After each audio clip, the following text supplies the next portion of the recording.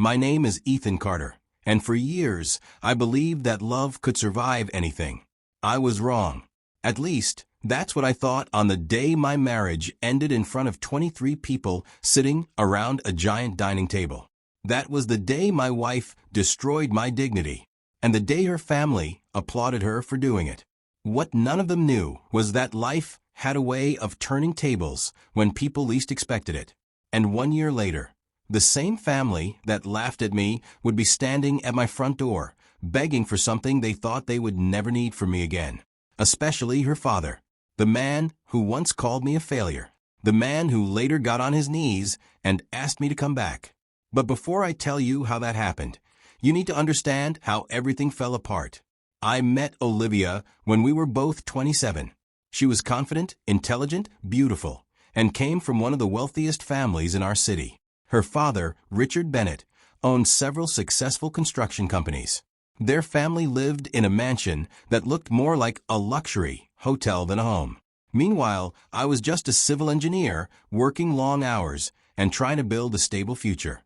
I wasn't rich. I wasn't flashy, but I was honest. And Olivia said that was exactly why she loved me. For the first few years, everything seemed perfect. We bought a modest home. We traveled when we could. We laughed together. We dreamed together. And whenever life became difficult, we faced it side by side. Or so I thought. The first cracks appeared after Richard invited Olivia to help manage part of the family business. The opportunity changed everything. Within 2 years, Olivia's income tripled. She started attending elite events, networking dinners, business conferences, private gatherings with wealthy investors. Slowly, she began viewing the world differently. And, unfortunately, she began viewing me differently too. At first, it was small comments. Ethan, you really should upgrade your wardrobe. Ethan, successful men don't drive cars that old. Ethan, you need to think bigger. I laughed them off. I assumed she was simply encouraging me. But, eventually, the comments became insults. Then comparisons. Then criticism. Nothing I did seemed good enough. If I worked late, I wasn't ambitious enough. If I spent time at home, I wasn't productive enough. If I tried to discuss our problems, she called me insecure. Every conversation somehow ended with me defending myself. Yet I stayed. Because I loved her. Because I believed marriages went through difficult seasons. Because I thought things would improve. Then came the dinner. The dinner that destroyed everything. Richard's 65th birthday celebration. Nearly the entire family attended. Brothers, sisters, cousins, business partners, close family friends. Everyone gathered inside the Bennett estate. I remember feeling nervous before we arrived. Olivia barely spoke during the drive.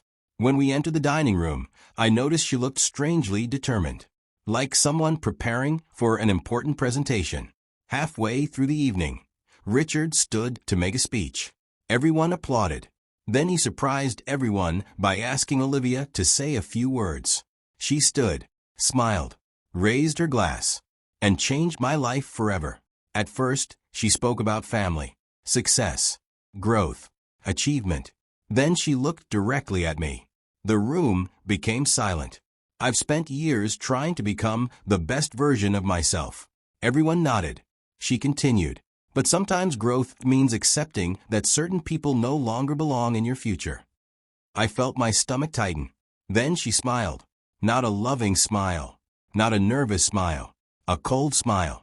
The kind people wear when they've rehearsed something many times. She reached into her purse, pulled out an envelope, and placed it in front of me. Divorce papers. The room exploded with whispers. I couldn't move, couldn't think, couldn't breathe. Then Olivia laughed softly. I figured it was better to do this here than waste more time pretending. The humiliation hit me like a truck. I stared at her, waiting for someone to stop this. Waiting for someone to tell me it was a joke. Nobody did. Some people looked uncomfortable. Others looked entertained. A few even smiled. Then Richard raised his glass. Well, if that's what makes you happy. Several people applauded. Applauded. As if the destruction of my marriage was some kind of achievement. I sat there in complete disbelief.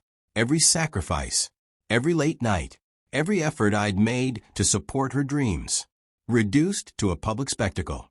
I quietly stood, looked around the room, and realized I didn't belong there anymore. Not because I wasn't successful, not because I wasn't wealthy, but because I was surrounded by people who measured human value by status. I removed my wedding ring, placed it beside the divorce papers, and walked away. Nobody stopped me, not even Olivia. The divorce became final 6 months later. She received most of what she wanted: the house, the luxury items, the image. I kept my peace. Or, at least I tried to. The following year was brutal. I lost weight, lost confidence, lost trust. For months, I questioned everything. But eventually, something shifted. I stopped focusing on what I'd lost and started focusing on what remained: my skills, my experience, my integrity. I launched a consulting company specializing in infrastructure projects. It started small. Then one project became 3. 3 became 10. 10 became dozens. Within 18 months, my business grew faster than I ever imagined. Not because I chased money, but because clients trusted me. Word spread. Opportunities multiplied. And for the first time in years, I felt genuinely proud of myself. Meanwhile, life wasn't going as smoothly for Olivia, though I didn't know it yet. One rainy afternoon, I was leaving a meeting when I received an unexpected call. The caller ID nearly made me drop my phone. Richard Bennett. I hadn't spoken to him since the divorce. Not once. I considered ignoring the call. But curiosity won. Hello. His voice sounded different. Older. Tired. Ethan, can we meet? I almost laughed. After everything? Now he wanted to meet? I agreed anyway. The next day, we sat across from each other in a quiet cafe. The man who once looked invincible appeared exhausted. His shoulders sagged. His eyes looked hollow. Something was very wrong. For several moments, neither of us spoke. Finally, Richard sighed. Our company is in serious trouble. I stared silently. He continued. A major partner had withdrawn. Several projects failed. Investors lost confidence. Debt accumulated rapidly. The family business was collapsing. And despite all their resources, they couldn't stop it. Then came the part that shocked me. Olivia had been one of the executives responsible for several disastrous decisions. The same people who once praised her now blamed her. Friends disappeared. Business allies vanished. Relationships fractured. Everything she had built around status and appearances was crumbling. Richard lowered his eyes.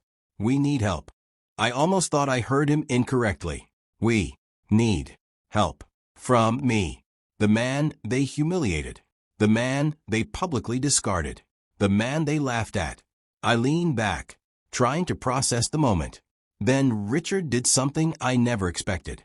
He stood, walked around the table, and knelt beside me. The entire cafe went silent. Ethan, he said, his voice shaking. I was wrong. Years of arrogance disappeared from his face. I judged your worth by money. His eyes filled with tears. I didn't realize character was worth more. I sat frozen. The powerful businessman who once mocked me was now begging. Not for money, for forgiveness, for help, for another chance. The irony was overwhelming.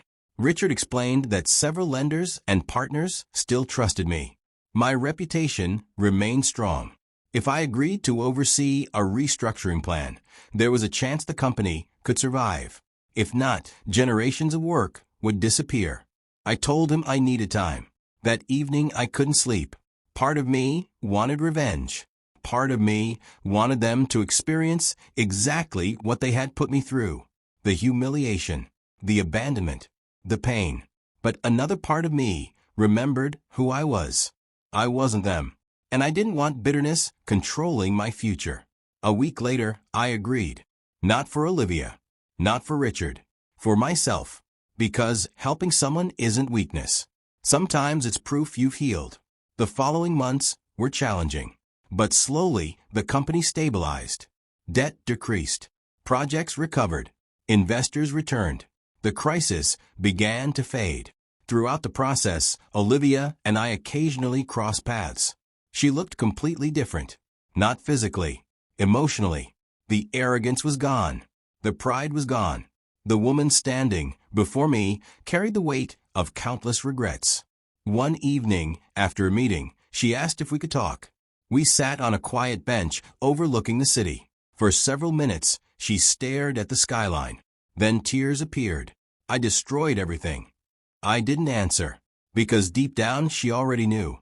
She looked at me. The worst mistake wasn't losing the company. Her voice cracked. It was losing you.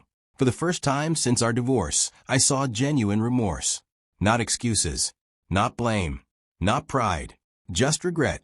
She apologized for the dinner, for the humiliation, for allowing success to change her, for valuing image over loyalty, and for breaking the trust of the one person who had always stood beside her. The conversation lasted hours. Neither of us rushed. Neither of us pretended the past hadn't happened. Healing required honesty, and honesty required pain. Over the following year, we rebuilt something neither of us expected. Friendship, respect, understanding. The foundation we should have protected from the beginning.